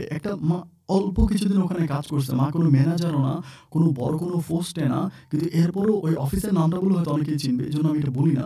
ওই অফিস থেকে মাকে মা জাস্ট ট্রান্সফার হবে, সেখানে মায়ের জন্য এত বড় অনুষ্ঠান করা হচ্ছে। এটা দেখার পরে আমার মাথা তখন ঘুরে গেছে। ওই মুহূর্তে ওই ম্যানেজার বলতেছে যে আমাকে বলতেছে, "তোমার আইডি কার্ড আছে না?" আমাকে এটা বলে। আমি বলি, "আছে, সাথে আছে।" পরে বলে, "তোমার আইডি কার্ডটা দাও।" আমি তখন বললাম যে, "স্যার কেন? আইডি কার্ড কেন?" পরে বলল, "তোমার আইডি কার্ডটা বের করো।" আমি যখন আমার আইডি কার্ডটা বের করতে যাচ্ছি না, ধমক দেওয়ার পরে বের করি। বের করে আইডি কার্ডটা উনার হাতে দিই। উনি তখন আইডি কার্ডটা কি করে অনলাইন করার সিস্টেম ছিল। আইডি কার্ড মোটামুটি অনলাইনের মতোই ছিল। উনি তখন আমার আইডি কার্ডটা চেক করে। চেক করে অনলাইনে গিয়ে আমাকে বলে, "তুমি কোথায় পড়াশোনা করেছো? পড়াশোনা কোথায় করেছো?" আমি তখন আমার কলেজের নাম বলি। কলেজের নাম বলার পরে উনি তখন আমার এইজ বের করে, আমার বয়স বের করে এবং কিভাবে জানি আমি যে কলেজে পড়াশোনা করেছি সেই কলেজেরই আমাদের এক প্রিন্সিপাল আছে। ওই প্রিন্সিপাল স্যারকে ফোন করে। নাম্বারটা কিভাবে নেয় এটা আমি জানি না। এটা ওরা কিভাবে কি করে আমি জানি না। ওই প্রিন্সিপালকে ফোন করে উনি তখন ডিটেইলসে সবার কাছে বলে দেয় যে এই মেয়েটা যথেষ্ট খারাপ একটা মেয়ে যে কিনা তার জন্মদাতার ছেলেকে বিয়ে করেছে। এইটা আমার মার সামনে সবাইকে ওই ম্যানেজার বলে। যখন বলে আমার মা তখন বলে যে, "না, আস্তাগফিরুল্লাহ, আমি এটা করি নাই।" পরে বলে যে, "তুই তোর সন্তানকে" মা বলে যে, "আমি আমার সন্তানকে এখানে পরিচয় করেছি স্বামী হিসাবে, কিন্তু আমি তাকে বিয়ে করি নাই।" উনি বলে যে, "না, তুই তাকে বিয়ে করেছিস, তাকে নিয়ে তুই সংসার পর্যন্ত করেছিস" এবং এমনভাবে তখন উনি কথাটা বলে পুরোটা অফিস তখন আস্তাগফিরুল্লাহ, নাউজুবিল্লাহ, আস্তাগফিরুল্লাহ, নাউজুবিল্লাহ পড়ে সবাই গালে থাপ্পড় ছিল এবং সবাই জুতা দিয়ে পর্যন্ত আমার মাকে পিটানোর জন্য জন্য আসে। পিটানোর জন্য আসে। সম্মাননা নামের আমার মাকে সেদিন ধাক্কা দিয়ে ওই কুমিল্লার অফিস থেকে বের করে দেওয়া হয়। আমার মা তখন এক বুক কষ্ট জমা নিয়ে কুমিল্লা থেকে চট্টগ্রামের উদ্দেশ্যে রওনা দেয়। মায়ের চোখের পানিগুলো তখন টলমল করে পড়তেছিল। জানালাটা খুলে দিল। চোখের পানিগুলো তখন জানালা বেয়ে, বেয়ে বাইরের দিকে যাচ্ছে। মা তখন কাঁদতে, কাঁদতে বলতেছে, "কেন আমাদের জীবনটা এমন হলো?" মা তখন প্রচুর কান্না করতেছে। কান্না করতে, করতে আমরা তখন হচ্ছে চট্টগ্রামে এসে পৌঁছাই। চট্টগ্রামে আসার পরে মা যেখানে ট্রান্সফার হয়েছে সে অফিসে এর পরের দিন যাবে। কিন্তু সেই অফিসেও একইভাবে মাকে বলে দেওয়া হইছে যে আমার মা নিজের পেটের সন্তানকে বিয়ে করছে এবং সেদিন রাতের বেলায় আমার মা হচ্ছে আমার মা হচ্ছে আমার মা হচ্ছে কুমিল্লা থেকে আসার পরে ঐদিন রাতের বেলায় আমার মা সুইসাইড করে মারা যায়।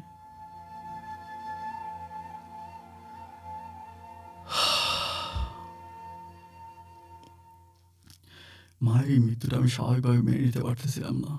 মাকে জড়িয়ে ধরে আমি হাউমাউ করে কাঁদলাম। আমি পৃথিবীর কাউকে বিশ্বাস করাতে পারলাম না আপন ভাই, আমার মা আমাকে বিয়ে করে নাই। শুধুমাত্র স্বামীর ভূমিকায় অভিনয় করিয়েছিল ওই অফিসে আমার নানা ভাইয়ের চিকিৎসার জন্য লোনটা পাস করবে বলে।